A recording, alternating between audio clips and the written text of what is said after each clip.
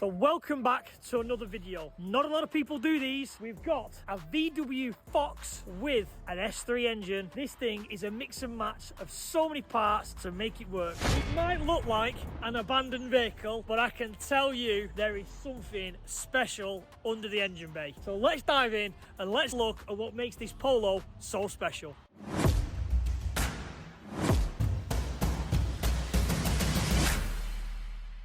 So here we are. This just looks like an abandoned V-Reg Polo 6N. When I saw it under the bonnet, this thing is unreal. I'm a great believer in you buy a 300 quid shell and you put a 30 grand engine in it. My kind of people. And this, totally one of them builds. It obviously needs a bit of tidying up, but again, that's the character side of when sometimes when you pull up against people, they have no idea what they're looking at. They just think some guys in a clapped out Polo, bit of rust, dirty, lack of peel everywhere. You would literally turn up with a recovery truck and think this thing is getting scrapped. But let me open the under the bonnet and show you the magic. Now if that there isn't a sleeper, I'll never know what is. Even to the point of I just love there's no wheel trim on the front wheel. We're on a 59 plate VW Fox. Let's open the engine bay and let's talk about the area where it really matters. And if anyone doesn't know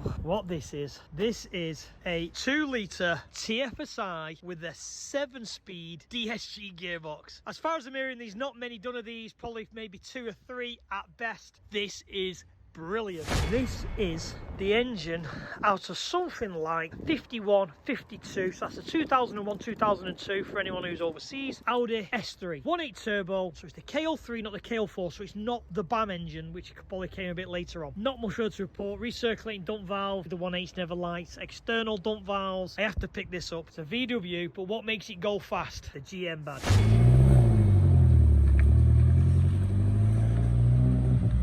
Kids see it and like, I don't like it, it's a granny car. Yes, yes. But that's the whole point why we like it. It's not there. You'll understand in the future. Yeah, it's not there for me to bask in it, it's there for me to just have no. fun.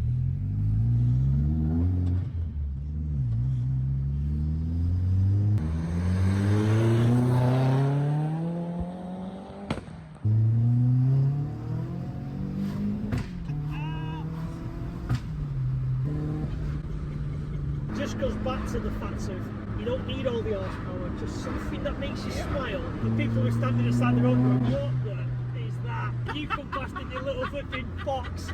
Yeah, this is funny. This is really entertaining, this. So what do you think is about 180 horsepower? It's mapped to, she's got a stage 2 map on it. Right, okay. So they said it was about 230 brake. Who knows? Who knows? At the end of the day, it makes you smile.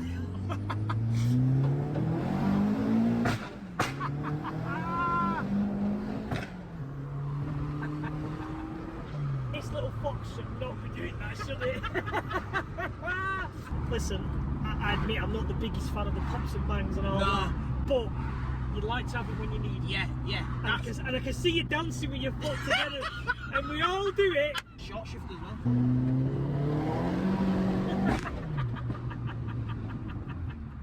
Yeah, mate, I salute you for this. We're just thinking, I took the cover off so people can understand a little bit more. What can I say? This is obviously a 99 shell where technology wasn't the best, and it has the Gen 4 new style engine in, which is direct injection. 2 litre TFSI turbo, high pressure pump, the usual nice stuff which goes onto these, and these are very, very tunable engines. I've seen some big power from some TFSI engines. Don't know, I'm trying to think. Europe's fastest front wheel drive, the Ibiza, I don't know if that's that's one of these style engines. I know it's a TFSI. This is the magic for me. The 7-speed DSG, that is unreal. So let's dive in and let's look at inside, because that will blow your mind even more. So here we go. Everything's mid-conversion, but you kind of get the idea. Colour concept seats, anyone who remembers these, from memory, they were Golf Mark 3s, colour concept, which is then the things they would do, like, I don't know, a red Golf with red leather, and it was a colour concept, yellow Golf with yellow trim and a blue trim, etc. But then as you sit in, there's the magic in this one for me, the 7-speed DSG box, which is the newer one. So I think it's classed as something like a DQ 310, something like that. Even having a go fitting, I think this is all the original sat nav from the Polo. And then the thing I love is this 1999 Polo, and I'll turn the ignition on down here.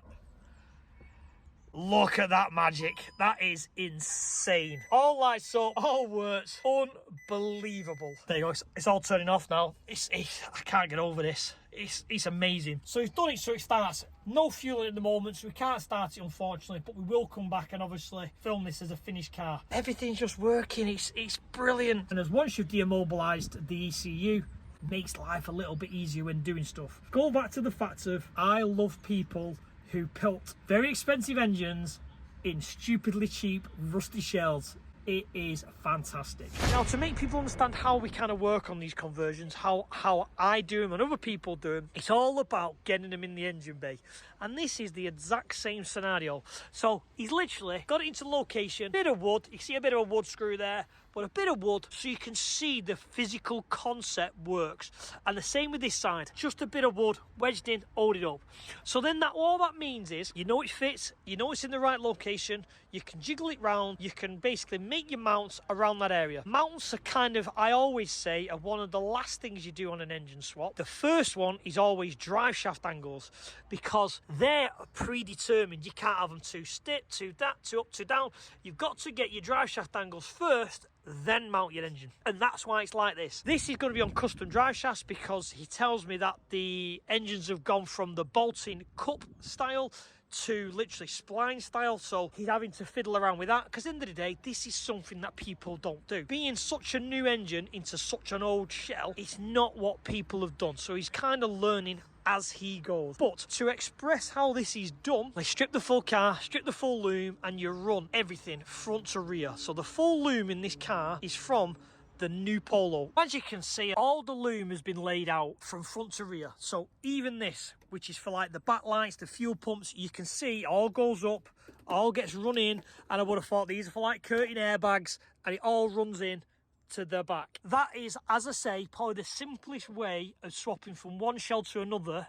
Just lay the loom and then work from there. I would have thought some pedal adjustment needs a bit of doing under there. Backlights are all wide into it, the doors are wide in. These cars now, with all the extra sensors and safety boxes, that is the easiest way of doing it without going standalone. The brakes, if you look on this side, it looks like it's just a standard brake. They've swapped it all for I think it's a 2005 Polo setup with some TT discs, which again are massive. All 5 stud swapped. All the newer Polo suspension all bolts onto this shell. So to think something like a 2005 Polo bits will bolt up to a 99 Polo, teaching me the reason why so many VW conversions are done, because everything interchanges. Going back to the Vauxhall era, Vauxhalls were kind of the same. You realise that engines would all bolt to the same gearboxes. That's why I got into the Vauxhalls, because I thought they're easy conversions. The VWs are just the same, even down to some of the conversions. You can use specific CV joints to fit specific gearboxes. The problem with the VW guys is, and what I'm learning is, because everything interchanges between a lot of the years and a lot of the vehicles, you can make these cars and these engine bays look very, very, very factory, because everything seems to clip up, everything seems to be around the same chassis and the same kind of lengths and spaces, so there's not a lot of hard work to make it look very good in the engine bay. You can literally use the factory Polo 9N mounts and shafts. That's what's done here. Talking about modern day parts all interchanging on these things, this has a 2016 Seat Leon 6-speed gearbox. Still a manual shift, still bolts up to the older engine, and everything kind of works. There's no messing around to do. But a later Polo to the earlier Polo, all interchanges. It's just a jigsaw puzzle of pieces. What I'm learning with the VW era is, it's very, very easy to get the immobilizer removed from the ECU. If you start stripping the wiring loom down and looking at the wiring diagram, once you've found your POS, your negs, your CAN bus systems, especially on the later stuff, you can get this to run in near enough anything. So let's have a look inside. Here we are, just a VW Fox. There's not much to see, not much to show. I don't need to review a Fox interior. The only thing that'll give it away is the 6-speed shifter. Everything seems to fit. The clocks all work with it. Everything will talk to everything else as long as you give it the right feeds. This is not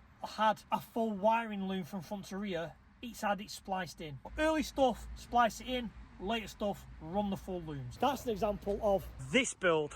So this build is a 2022 2-litre TFSI engine. So this thing has had to have a full wiring loom from front to rear. People can't get behind this build. I'm excited by this because of such a brand new engine in such an old shell. My channel is all about builds like this. I'll sign this video off. Anyone who's got the passion, like I have, to take little small hot hatches that are technically worthless and invest all their time and effort, I absolutely love it.